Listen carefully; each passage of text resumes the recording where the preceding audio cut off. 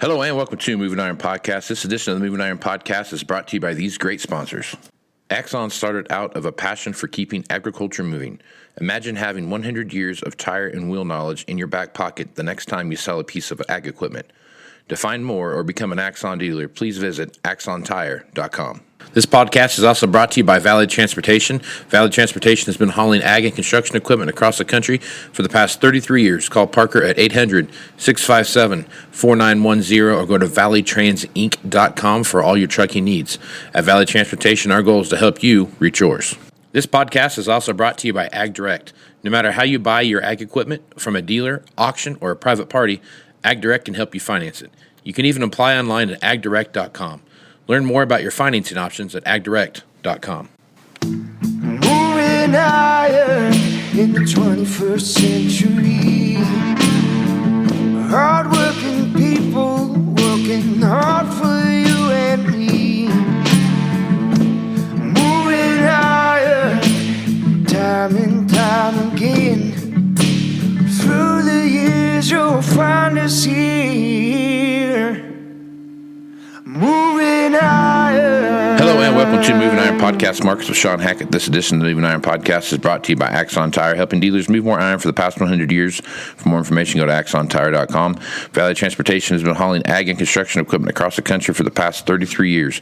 Call Parker at 800-657-4910 for all your trucking needs. At Valley Transportation, our goal is to help you reach yours. And no matter how you buy ag equipment from a dealer, auction, or a private party, Ag Direct can help you finance it. You can even apply online at agdirect.com. Learn more about your financing options at agdirect.com. Shawn is with Hackett Financial out of Boca Raton, Florida. He's nice enough to come on a couple times a week and talk about what's going on.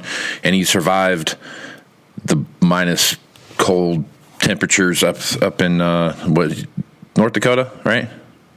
Central West North Dakota. West North Dakota. He got a little taste of winter and not for. Well, I took a deep breath, and my areolae of my lungs are still yelling at me like, "What in the world were you doing that for?" Yeah, so. I can only imagine that there was a little bit of like, dude, take it easy with the deep breaths. These are Florida lungs, okay? Easy. But had a good trip and got to talk to more people about some of the stuff that you've been hearing on the podcast. So, Shawn, let's talk about this weather that popped through here the other day. We had this blast of cold air come through, and if you kind of look at weather maps here across the country and this whole winter, there's been a pretty good sliver that kind of starts at the North Dakota Montana line, and it kind of darts down, then it kind of comes back up in central United States, southern Illinois, all the way across to Ohio, back up, and then it kind of curves back into the Northeast, and that's where the prominent amount of quote unquote cold, heavy snow, winter, those kind of things have all happened. And you're right. You've talked about it moving east or moving west over the time, and that I've been watching that line. And it's just getting a little bit closer to me every time, and I'm kind of on the line now. So the next storm that comes through is probably going to be. I'm going to get a good taste of winter here, probably here in the next couple weeks. So talk about that weather pattern that you're seeing right now.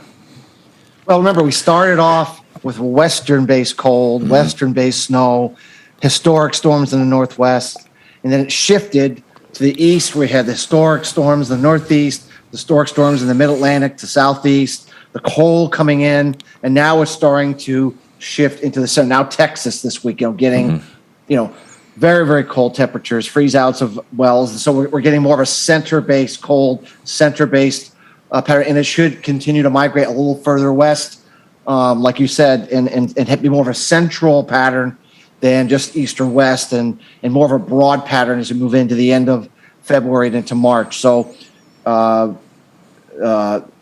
going to mean more snow, more ice for the Midwest, for the center part of the state, for Texas, and a lot more cold coming in that center part of the country.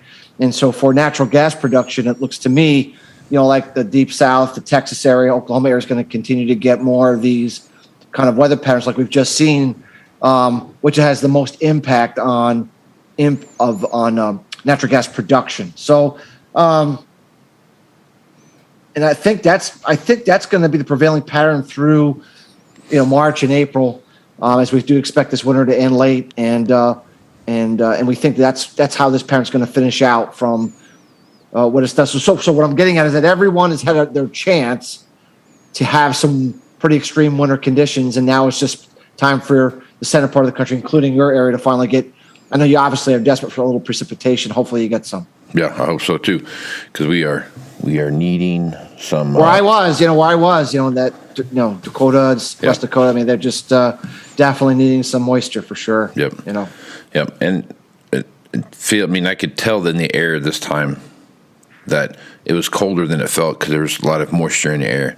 It did snow a little bit, but nothing. I mean, I think we had like an inch or something like that. But you could feel the moisture in the air, and usually when it's cold like that, you don't feel the moisture in the air. And I could tell that there was something there. So hopefully the next time it comes around, we get a good blast of snow or something like that to help regenerate. Yeah, I would focus. I think as you get to the end of the month, that's going to be the big change in the moisture pattern for the center of the country and for your area.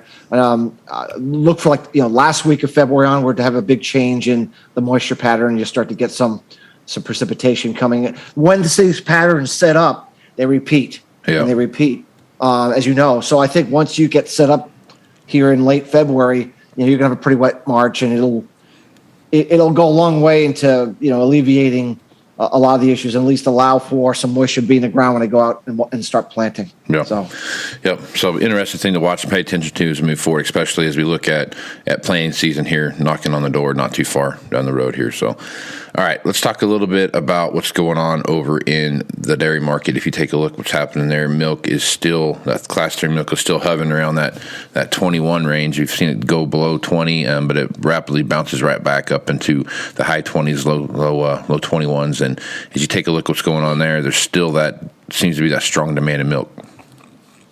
Well, I think milk right now at this price, remember flirting with the 2014 all-time highs. Mm-hmm. And I think the market is struggling with the worry over reduced demand from that, but also looking at, the high feed prices that we have, especially for bean meal and canola meal, which have really skyrocketed here lately. And just overall cost of production. If you look at the cost of production for Western dairies, for example, and the all-in cost according to our calculations is about $20. If you factor in labor and you factor in energy and you factor in feed, that's the highest cost production we've ever had. So 20, Class 3 milk at 20 something isn't exorbitantly profitable. But at the same time, I think there's starting to be a little pushback in demand. So I think ultimately we resolve ourselves to the upside. The question is, do we just do it all now and blow this market off, or do we have a pause? I still think a pause into the latter part of the first quarter or early second quarter is preferred, but the market's yet to give a clear example of that. But right now, I definitely would want to make sure, if I'm a dairy producer, that I just make sure I protected enough of this price that if we got a knockdown and I go back to losing money again in terms of the price, that I can get through that without having to give too much money away, so I get to the other side. Because we do see $30 milk later on in the year. It's something we've been forecasting for many years. We want to make sure our dairy producers participate in that cash market. So, yep. Okay. Let's talk a little bit about what's going on over in the energy markets here a little bit. Oil, West Texas Intermediate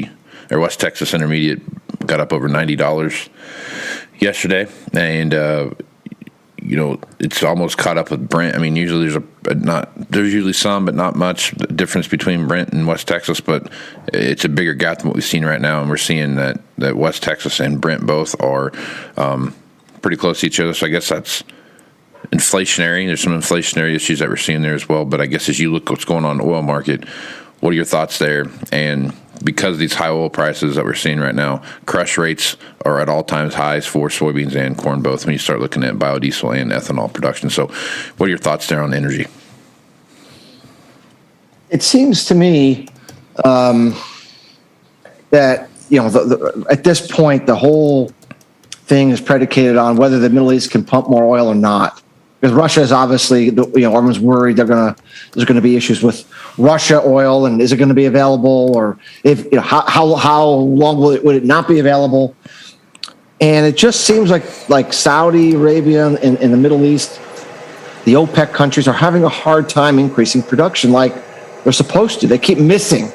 They keep saying they're going to increase by 400,000 barrels, and they miss the mark. So that either means that they're just lying and they don't really want to do it, or it means that they are struggling to actually grow production. Either way, it's not providing the excessive supplies that everyone thought that they'd be able to turn on really quickly, and that's keeping the market on edge, especially as we get the Olympics out of the way. People are thinking Russia is going to create issues, and one of those issues is going to be messing around with energy around the world, because that's a key card they have in their deck. Right. So. Yep. Okay, so you hit on natural gas earlier, and natural gas did have a pretty big run up here first of the week. I mean, it was up in the fives, and now we're looking at right now at about 41 right now. But as you take a look at natural gas, countries like like Europe, for example, they were talking about that the other day in like Germany, especially, that they got a little bit of reprieve from some cold weather, and they thought they were going to be able to make it through the rest of the winter as long as they didn't have another big blast of cold air come through, which you and I both know that's going to happen. So, looking at that natural gas and how the European situation plays into that, are you still looking at natural gas to be a big mover for you in April? Well, let's put it in perspective. Okay. Let's say they're correct and they just make it. That doesn't mean they have any inventory. Right, exactly. Yeah. And remember, the whole key is, how are they going to be able to get those inventories up to normal before next winter? I don't know. Can they? Will they? If you're down to zero or close to zero, you're probably going to be very low in terms of your natural gas stocks next year. And I've just looked at the U.S. Look at the rate. I think we drew down last week 262 million British thermal units for the week. And this week, with the increased cold in Texas and all, and lost production, we're probably going to be over 300. We're probably going to get down to the lowest inventory in storage since the fracking revolution began, Casey. Yeah. So then it begs the question, even if we have enough to just make it through ourselves, what kind of inventories we're going to have going into next winter? Unless we really aggressively grow these U.S. storage injections then we're going to have another worry next winter. So I guess what I'm getting at, I don't see that the problem is going to go away just because we just skated through. Right. The problem is still there. We still don't have enough production. We still have too much demand, and I think the market has to set a price in the U.S. at a level that will allow for those storage stocks to grow much more aggressively than normal. And that's the job of the market. And we can argue what that should be, but I'm not sure the price level right now can do that. So, yeah, you're right. So you take a look at what's going on in cotton. So we've talked about cotton on here quite a bit here of late. Right now, cotton price is like $1.27, and there were some front month contracts like you talked about 2 weeks ago that were right about $1, and they haven't moved off that. They're still hanging around that $1 mark, talking about that December 22 cotton. As long as oil prices stay high and how cotton competes with various carbon-based fibers and those kind of things, you're going to see a strong cotton market. So I guess as you look what's going on there, the amount of cotton that's going to get planted this spring going into that, and how many acres of corn in the South are going to get disrupted, which isn't necessarily a bunch, but it's still enough to, I think, throw a bit of a wrench into the corn and bean marketplace. When you look at that cotton and corn and bean ratio in the South, what's your thoughts there? Well, definitely we're going to plant as the maximum acres that we possibly can. Right. Whatever that number is, we're going to plant it. Whatever amount of equipment is available, even guys that don't have the infrastructure, they're going to find the infrastructure if they can get their hands on it. Maybe they're going to call you and get some cotton equipment. But they're going to do it. The $1 a pound for new crop cotton is it's an awfully good price. So I think that's the price. I think that price will work. Now, obviously, what's the planting conditions? What kind of yield we're going to have? What kind of production? We don't know all those things, but the acres will get planted in large quantities to take care of the problem. The other issue is, what's the real end user demand? If we're going into a slowing economy, potentially a recession, are we overestimating consumer demand for clothing, for cotton? I think we are overestimating. Remember, Chinese demand for U.S. cotton is not consumer demand. That's stockpiling demand. I mean, they could be buying for a whole host of reasons, but it doesn't mean that's end user demand. Are they going to come in next year and buy with reckless abandon like they did this year?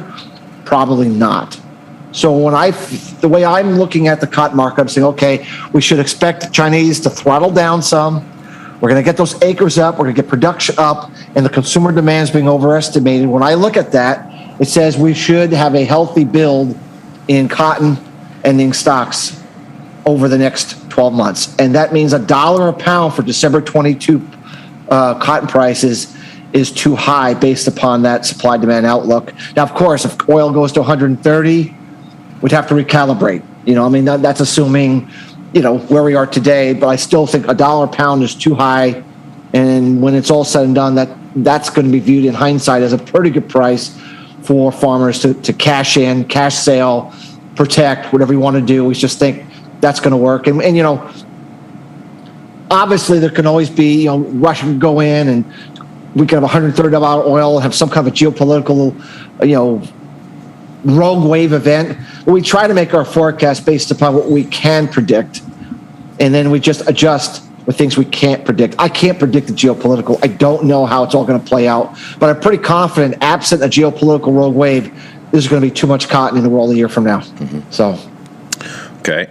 Now, last kind of the big part that kind of oversees all that stuff we've talked about so far here is the U.S. dollar. U.S. dollar's had some pretty big gains here this week. You've seen it shoot up quite a bit, get quite a bit higher than what we've seen over the past previous 2 weeks. And I guess as you take a look what's going on there, what are your thoughts of the dollar and the effect it's going to have on exports? Well, I think the logistical problems that we have moving stuff around the world has taken the strong dollar. It's made it less impactful. I mean, we have such a shortage of availability of supplies that I don't think the strong dollar is having the impact that it would normally have. Right now, everyone just needs product. It doesn't matter what the dollar is. Just, I need it. I can't get it. The shipping's delayed. I'm 6 months behind in getting my shipments. Just get it. And so I think that has largely taken that typical relationship off the table and has kept our exports pretty strong because of the lack of availability. Now, one day, you would hope we would solve our logistical problems, and if we do, then the dollar comes back to being more important. But for right now, I think it's a less impactful metric for U.S. ag exports.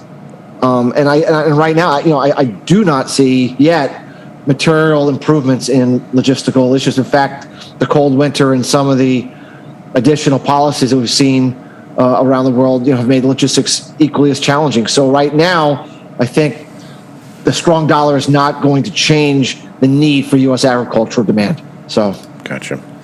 All right. Lastly, let's hit on this one last topic here because of where the price of wheat is as compared to the price of rice. So when you're looking at rice prices right now, we've seen some ebbs and flows in both of those marketplaces and the back and forth there. And you start talking about shortages of wheat supplies around the world as well as rice supplies around the world. When you're looking at those two things and how they interact with each other, what are your thoughts on those products? Well, right now, if we take the ratio of rice to KC wheat, for example, it's 2. Rice is around 15 and wheat's around 7.5. Mm-hmm. So that's 2. The historical relationship, we did it in a relationship of 1,000 years of data of the price relationship between rice and wheat, and found that any time that the price of wheat is 2 times the price of, every time that the price of rice is 2 times the price of wheat or less, it's extremely undervalued and you get substitution demand. Anytime that the price of rice gets 3 times the price of wheat, it's too expensive and you get substitution demand the other way. So right now, rice is priced for huge demand as substitution, because if you can't get the wheat, you can't afford the wheat, you're going to buy the cheaper rice to feed your families, especially out in Asia. So I would view rice as a market that's being underestimated in terms of the demand for the product.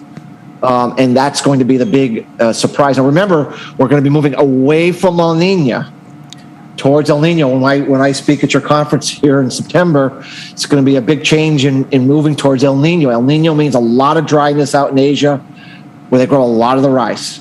So you have a situation where we're going to have a slingshot in demand away from wheat over to rice, just as we're going to have challenging crops in Asia due to El Nino creating drought in India, drought in Thailand, Southeast Asia, in Indonesia, these places that they grow a lot of rice. So rice looks very interesting to us. We think it's an undervalued, mispriced ag market that will need to reprice higher. And so we think, and especially on top of it, is a very, very high user of fertilizer. Yeah. And so the cost production based on the fertilizer is extremely high. So we think the acres are going to be very, very challenging to get in the ground in the quantities that will be needed. So it's a really good setup right now for rice to kind of do some catching up to what the wheat market's been doing. So. Right. Yep. Okay. Well, good stuff as usual, Shawn. Folks want to reach out to you and get more information about what you're doing over there at Hackett Financial. What's the best way to do that? Our website is Hackett, Hackett, advisors.com. We have all kinds of information on there to let your listeners know more about what we do to see if we can be of some value. And we might be opening up a North Dakota office. Just kidding. Just kidding. Just kidding. Just kidding.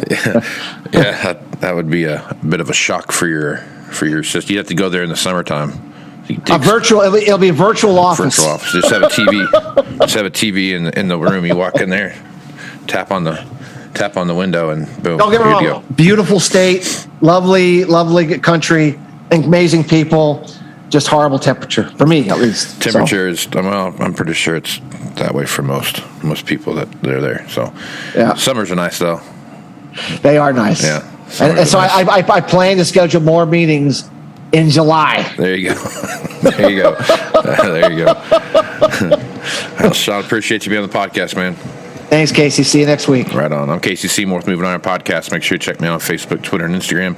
That's where you find the latest editions of the Moving Iron Podcast. Also go to MovingIronLLC.com for all the latest information about the Moving Iron Summit coming up in Nashville, Tennessee, September 6th, 7th, and 8th in downtown Hilton down there in right there on the strip there in Broadway there in Nashville. So if you'd like more information about that, send me an email at MovingIronPodcast at MovingIronPodcast.com, and I'll get back to you with all the great information about that. So with that, I'm Casey Seymour with Shawn Hackett.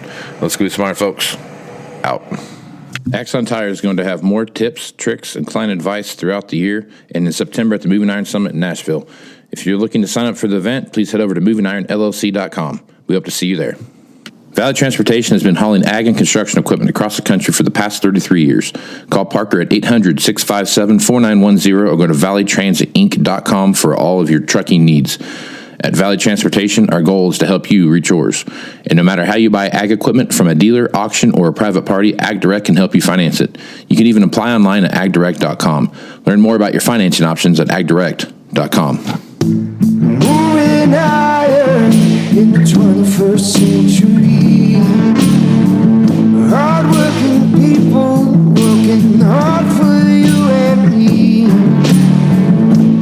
Moving higher, time and time again. Through the years you'll find us here.